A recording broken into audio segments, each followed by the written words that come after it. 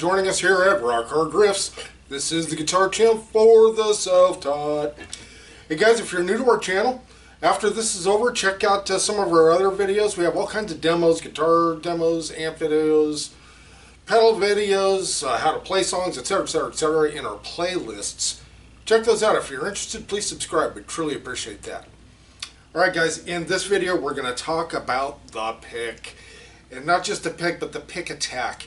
This is vital. This is, your strumming hand or your picking hand is almost, how do you say one thing is more important than the other? You can't really. You can't do one without the other, kind of, sort of, right? But we sometimes forget how important this picking hand is and your picking techniques. Now, I was playing a couple little things there at the beginning. There's this little thing which was a...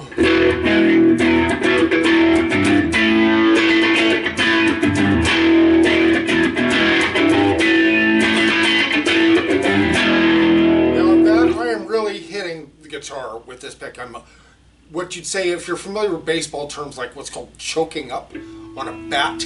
Let's say you've got the little knob on the end of the bat, and the closer you go away from the knob or up the bat, that's called choking up. Same thing with the pick, right? Guys, and what I mean by that is when I'm doing a lot of strumming, or if like I'm using single coil pickups, something like that, I leave out a lot of pick, right? I'm using a lot of that pick.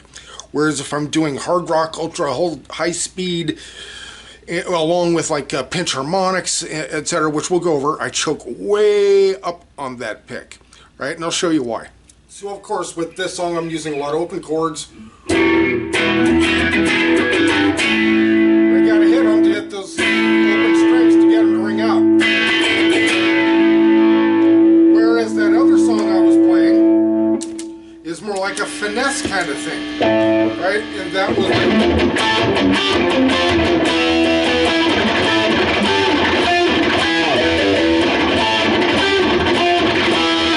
Now when I'm doing that, that's when I'm choked up on the pick. I'm choked way up on it. And the reason being is when I'm in like such high gain or in such a high sensitivity mode, if you want to call it that, I'm making up my own terms, is that you don't need to hit it so hard, right? And therefore you can almost go a little faster. You don't have to hit it so hard, so you can be more concerned with speed. And so the less pick you'll need to use, in other words, there's less resistance, right? The less surface area of the pick you use, the less resistance there is against the string, therefore you can go faster. Boy, aren't we getting into scientific theory now, right? Into physics, right? But it's the reality of the situation, right? Same thing as like when you're playing your your leads and your solos.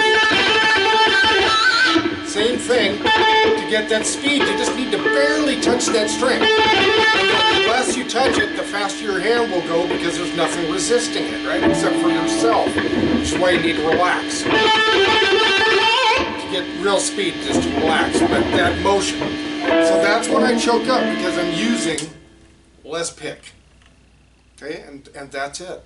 I can't really say at what level that you start to just notice these things yourself. I don't remember. But a lot of these things will just come to you. They'll just naturally happen. If you're practicing regularly, these sort of things will just kind of happen by their own.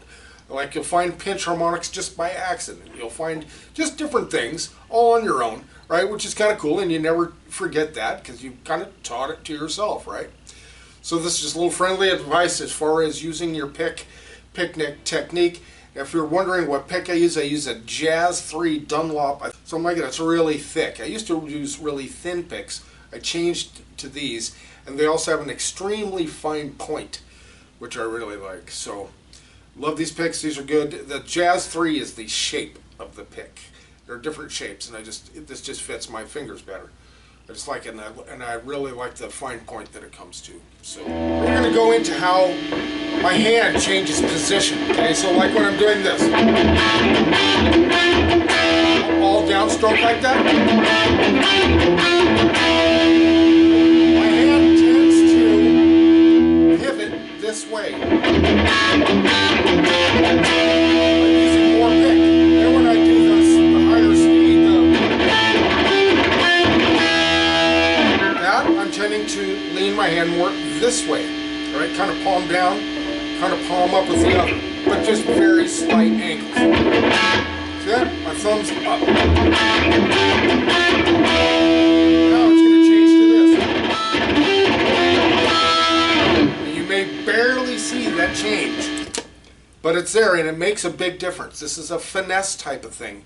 And again, these are the type of things that your body is going to find out for itself, but you have to keep practicing it in order to keep with it, right? These are the type of things you don't want to lose when you start gaining technique like that, and you're smoothing out, and you're relaxing, and you're getting faster, or whatever, what have you, whatever it may be, right? So again, guys, pay attention to that. Don't overthink it. Don't over concentrate on it, because if you do, you kind of tend to flub it, you blow it. Let things happen naturally. But of course, just don't forget it. Keep it in your mind, but don't force it. Thanks so much for joining us for this guitar practice hints and tips number 10. All right, guys, we'll see you next video.